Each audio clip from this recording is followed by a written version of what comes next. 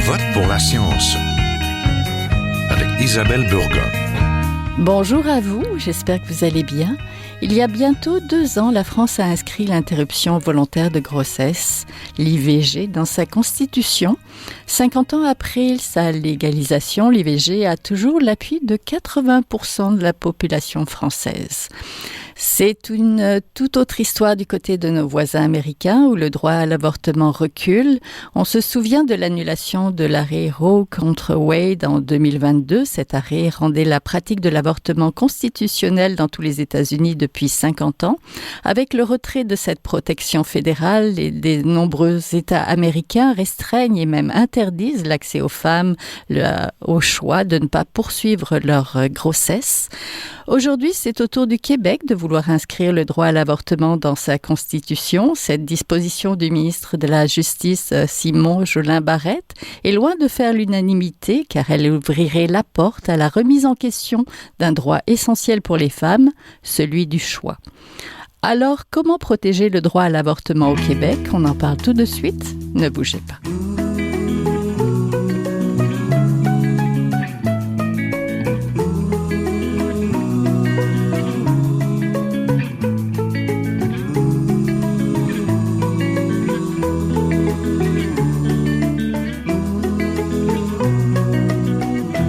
Je vote pour la science. Nous intéressons aujourd'hui au droit à l'avortement et à la santé des femmes et à ce qui peut nuire à cette pratique. Je suis en compagnie d'Ophélie Lacroix, étudiante au doctorat en communication en études féministes à l'UQAM. Bonjour. Bonjour.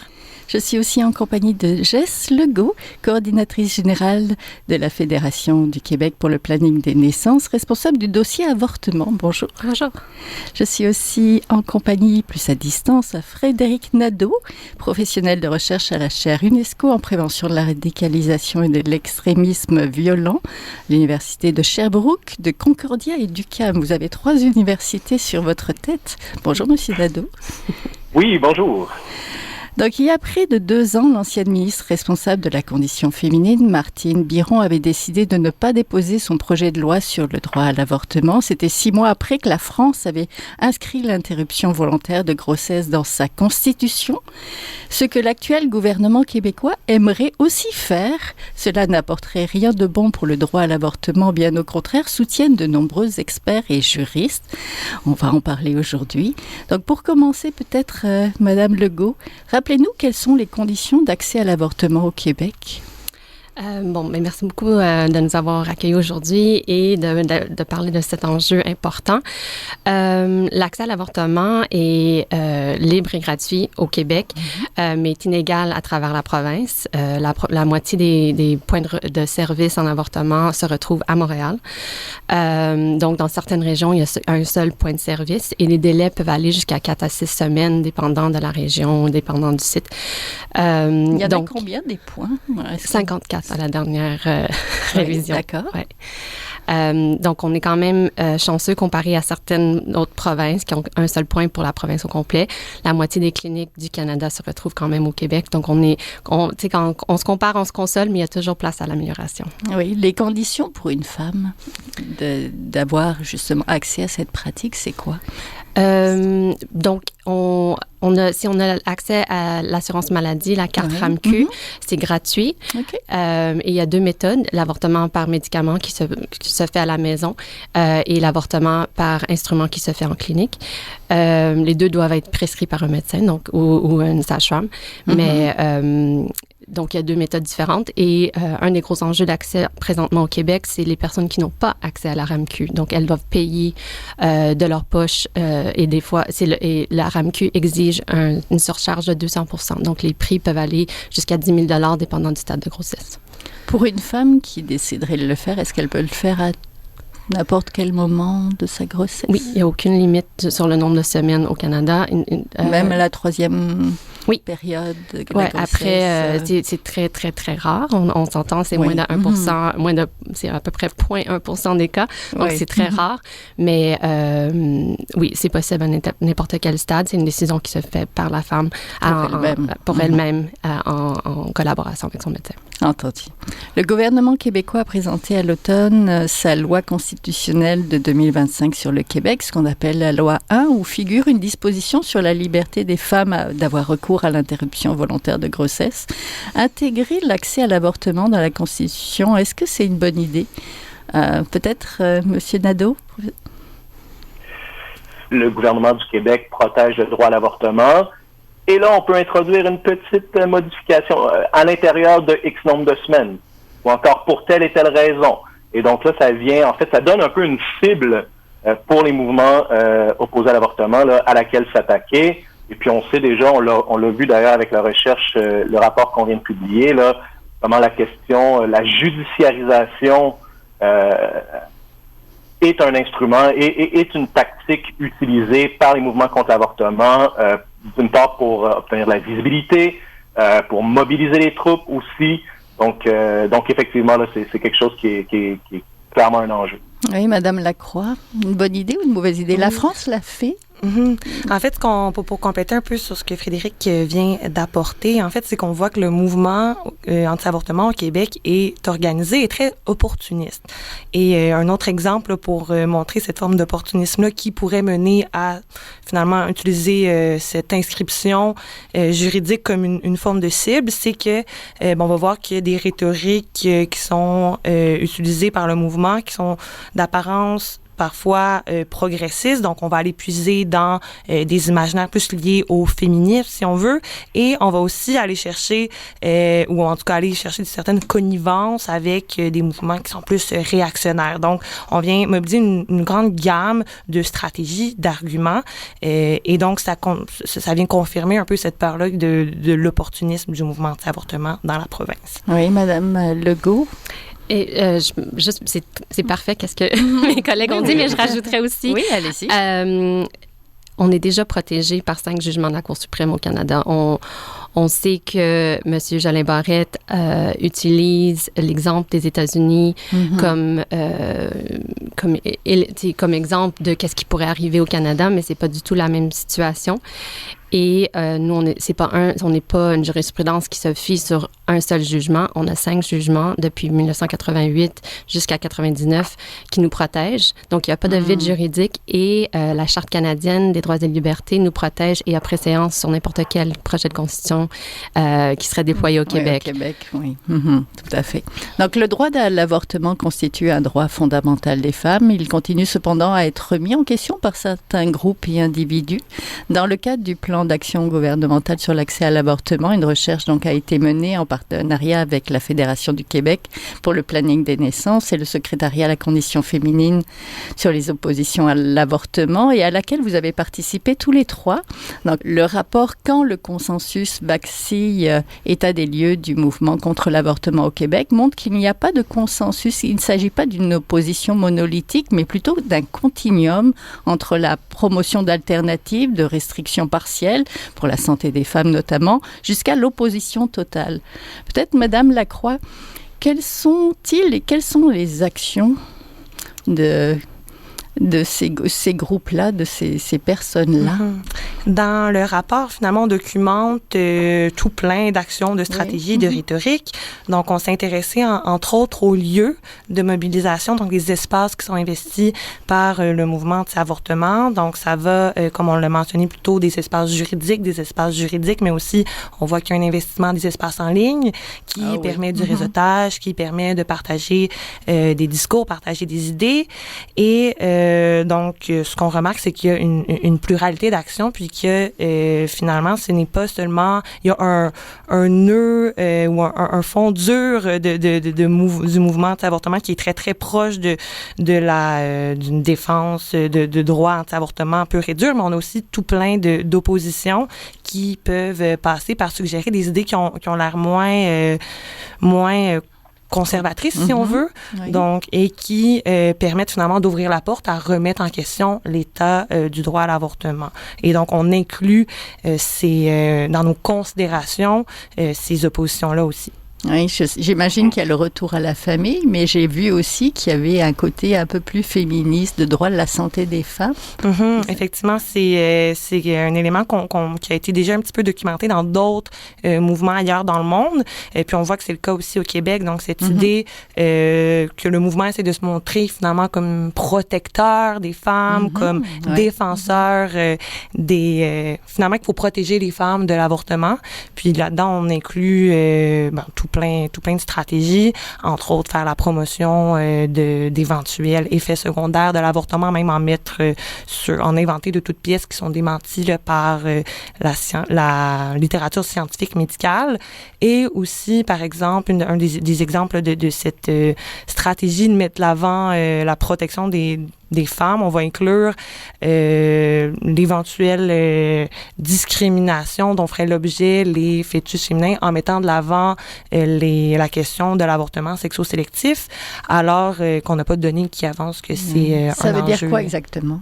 En fait, ils vont proposer que finalement, il y aurait plus d'avortements lorsque... De petites filles, en fait, de fœtus qu'on voit comme étant XY. Et donc... ça a été documenté ailleurs dans le monde et c'est un peu à amener pour ouvrir la porte sur revoir la question, l'état du droit ici. Mais on n'a pas de données qui permettent d'avancer qu'il y a une survalence de ce genre d'avortement. Le choix de sexe de l'enfant qui justifierait, en fait. Exactement. En fait, ça. Monsieur Nadeau, comment se définit ce mouvement-là anti-avortement? C'est un mouvement qui est excessivement large, mais si je peux commencer peut-être par renchérir un petit peu sur la question précédente, là, en fait, sur le fait que, effectivement, le consensus vacille, c'est le titre du rapport. Donc, c'est effectivement l'impression, c'est ce qui a, en fait, mené, d'une certaine façon, à la production de ce rapport-là. C'est la question qu'on se posait, parce qu'on voyait, en fait, que selon les sondages, selon les statistiques dont on dispose, là, au Québec, il y a 59% des personnes qui se disent entièrement favorables au libre choix. Et il y a 5% des personnes qui sont entièrement opposées à l'avortement. Et donc, ça laisse 37% des Québécois, des Québécoises qui sont quelque part entre les deux positions. Donc, en faveur du libre choix, mais selon avec certaines restrictions, possiblement, et tout ça. Et donc, en fait, c'est qu'on a souvent l'impression qu'au Québec, on est à l'abri, on est protégé de ce qui se passe, par exemple, aux États-Unis, que justement, le droit à l'avortement, le droit de l'accès à l'avortement est acquis, alors qu'en réalité, ce qu'on constate, c'est que, justement, le consensus n'est peut-être pas aussi solide qu'on aime à se le représenter. Et donc, pour revenir à la question que vous posez, comment on définit ce mouvement-là? En fait, ce qu'on a observé, c'est vraiment, là, dans les dernières années, un élargissement des alliances un peu idéologiques autour de l'opposition à l'avortement. Donc, historiquement, ça a été souvent un mouvement qui était porté par des mouvements religieux. Mais là, ce qu'on a observé là, dans les dernières années, c'est qu'il y a eu vraiment un élargissement des discours, des réseaux d'acteurs aussi, des croisements idéologiques, donc au discours, aux positions plus religieuses, plus morales, qui s'opposaient à l'avortement. On a aujourd'hui aussi des discours qui relèvent, par exemple, de l'ethno-nationalisme, du masculinisme, on a certains discours conspirationnistes, et comme on le disait aussi au début, il y a quelques minutes, il y a même des discours féministes, même écologistes, en fait, qui viennent se greffer à cette opposition-là. Donc, on voit vraiment là, un élargissement, disons, des points d'entrée dans la cause là, anti-avortement. Oui, Madame Legault, est-ce qu'on observe une différence entre le Canada anglais et français? Est-ce qu'il y a des différences? Toujours. Mais sur le mouvement anti-avortement, puis je vais laisser mes collègues compléter par après, mais on s'est souvent vu à l'abri de plusieurs discours, étant donné la barrière de la langue. Donc, c'était on était un peu protégés de ce mouvement-là, mais avec les nouvelles technologies de traduction, avec un genre d'un spotlight qui arrive sur le Québec, étant donné que le mouvement canadien a identifié le Québec comme leur maillon faible dans le mouvement anti-avortement, étant donné que le consensus social était quand même majoritaire fort, oui, au Québec. Donc, beaucoup de ressources canadiennes et états-uniennes viennent maintenant, financières et humaines, au Québec, justement, pour essayer de briser ce consensus-là, puis d'insérer des discours qui viennent troubler un peu notre perspective pro-choix au Québec. Oui, je peux peut-être donner un exemple par rapport à ça. On le voit sur le plan du réseautage numérique. Il y a certains contenus qui sont publiés par des organisations anti-avortement des États-Unis qui sont repris tels quels, tout simplement qui sont traduits. Exactement. Puis on retrouve la même rhétorique, les mêmes idées, le même ton. Donc, on voit très clairement là, qu'il y a de la connivence de ce côté-là. Oui, mais il n'y a pas de référent culturel. Il n'y a pas de... Monsieur Nadeau?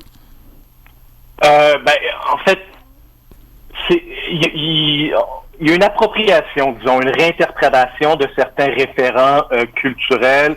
Bon, on l'a vu, si on veut parler un peu d'un effet Trump sur le Québec, là, oui. ou des influences américaines ici. Donc, on a quand même vraiment pu observer là depuis, disons, 2015-2016, une certaine légitimation, décomplexion des discours contre l'avortement qui s'exprime là, quand même plus librement dans l'espace public québécois. Ça s'est manifesté notamment par l'organisation de Marche pour la vie. La première édition à Québec a eu lieu en 2024. Ça s'est répété ensuite en 2025. Donc ça, on voyait pas ça précédemment. Donc ça, c'est assez nouveau.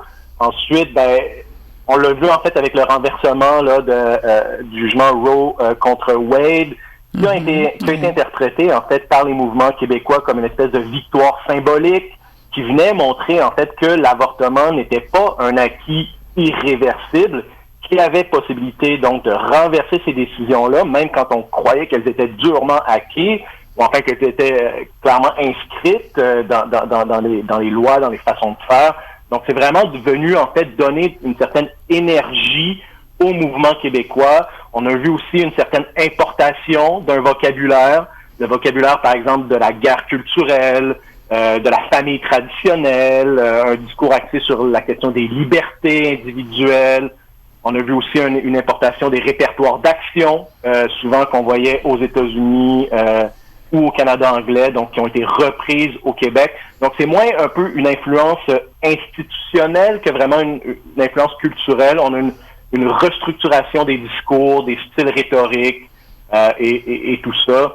Donc je pense qu'il y a quand même un effet d'importation, traduction entre les États-Unis, le Canada anglais et le Québec. Oui, Madame Legault, est-ce que ce qui se passe aux États-Unis vient amplifier ce mouvement pro-vie ici? Est-ce que vous le sentez? Oui, il y a vraiment aussi un manque de connaissances dans la population générale de la différence juridique entre les États-Unis et le Canada. Donc, évidemment que les gens savent que c'est deux pays différents, mais ils pensent vraiment que c'est le même système juridique, donc avec les mêmes restrictions, par exemple, sur le nombre de semaines ou que l'accès à l'avortement peut être restreint aussi facilement, aussi rapidement que Roe versus Wade, avec toutes les lois qui sont venues instantanément restreindre le droit à l'avortement aux États-Unis.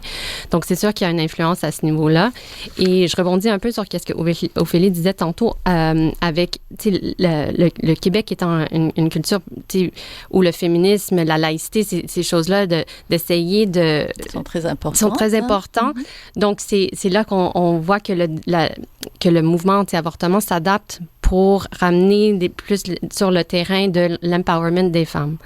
Les gens ne croient pas que tu serais capable de finir tes études et avoir un bébé, mais nous, on te croit.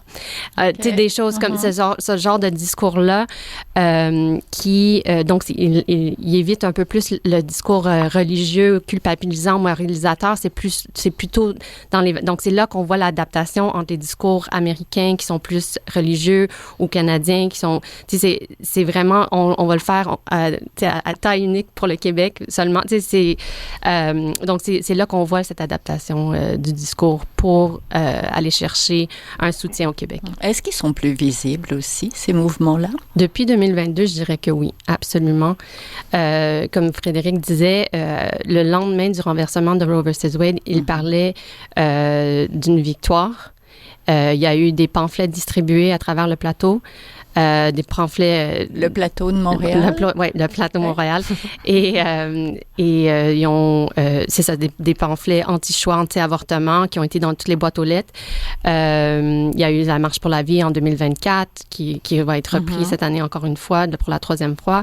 Donc, il y a une décomplexion, mais on le sait aussi que c'est à cause d'une main forte qui est arrivée du Canada anglais.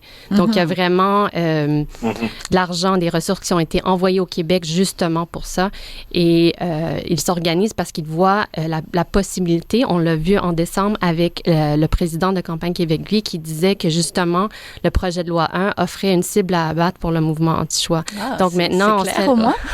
c'est ça nous facilite la tâche. Mais on serait les premiers au Canada à légiférer sur l'avortement, puis ce serait nous qui ouvririons la porte aux anti-choix. Ouais, une porte qu'on ne veut pas ouverte. Madame Lacroix, à quoi ressemblent les complots liés aux avortements, généralement? Oui, mais il y en a quelques-uns qui ont émergé, surtout en lien avec la vaccination. Donc, ça a comme été un espèce de terreau fertile dans la foulée de la COVID-19. Donc, on est allé suggérer que il y avait que les fœtus, finalement, servaient ou étaient réutilisés là, pour la fabrication de vaccins. Donc, on voit encore là qu'on vient puiser dans d'autres types de stratégies. On s'adresse à d'autres types de personnes, d'autres croyances. Donc, il y avait ce complot particulièrement. Donc, oui, sur les réseaux sociaux, est-ce qu'ils sont décomplexés aussi? Comment se porte ce discours-là? Est-ce qu'il y a des mythes aussi que... Oui, peut-être que Fred, tu peux... Ben, monsieur. Oui, en fait, je pourrais renchérir aussi sur la question du complot. Là. Je pense que vous avez... Ophélie, tu as très bien résumé, c'est ça, sur la question, disons, alterscience, là, ou enfin les sciences un peu alternatives et tout ça, sur l'industrie pharmaceutique, mais on voit aussi la mobilisation là de différentes théories du complot. Parce que bon, je mentionnais un peu comment le mouvement avortement s'était diversifié au niveau idéologique.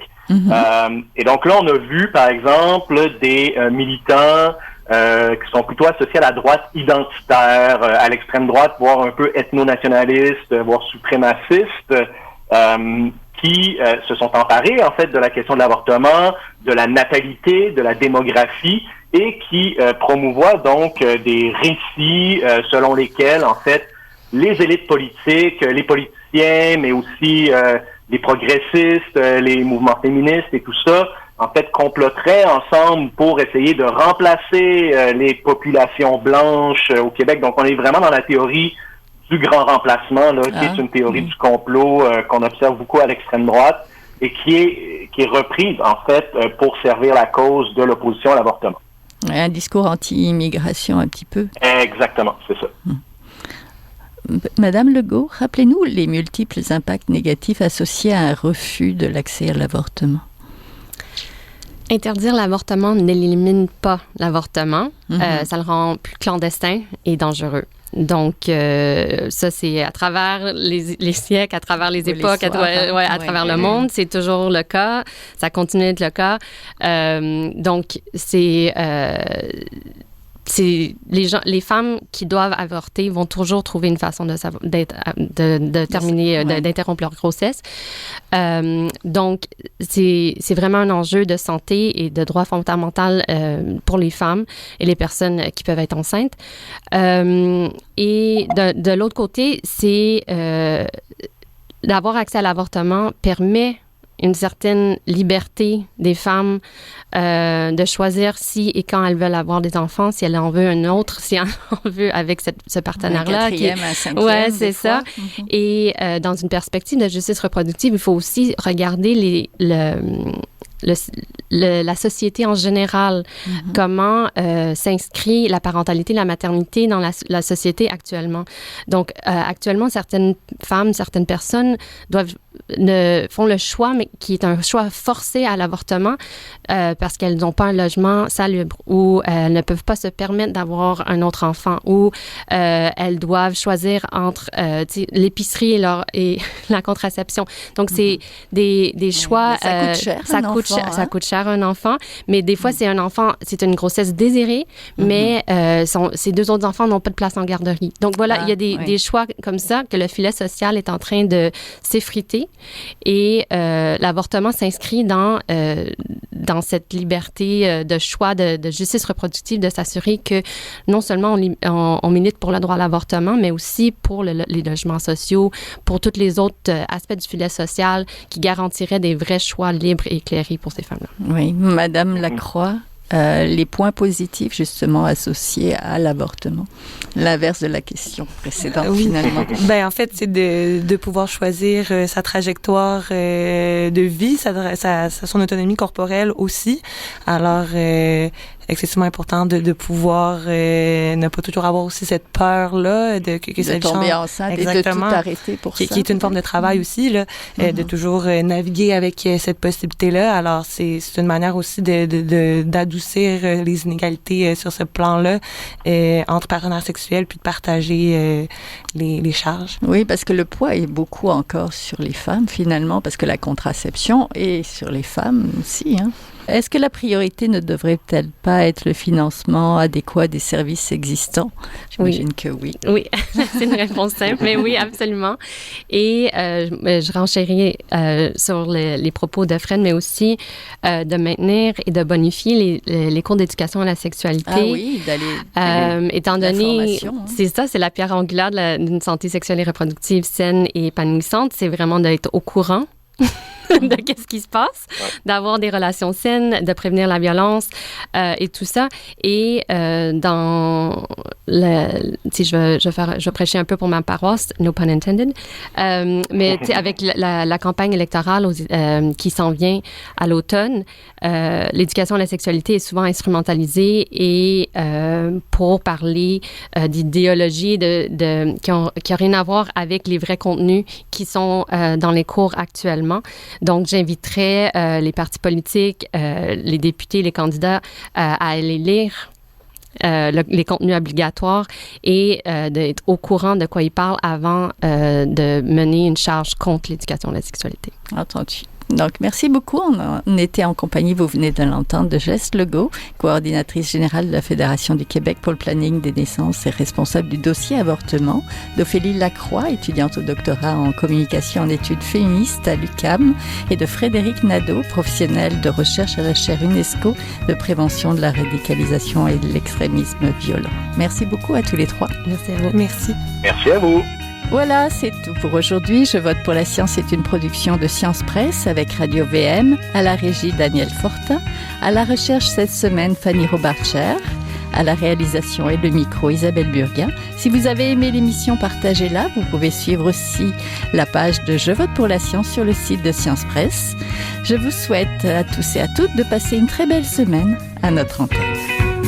Jin Jiahua est un chercheur typique de ceux pour qui les progrès de la bioinformatique ont préséance sur le sens biologique et pour qui la grosse science constitue la seule logique. On y parle de génome, de transcriptome et de spliceosome, de traductome, de protéome.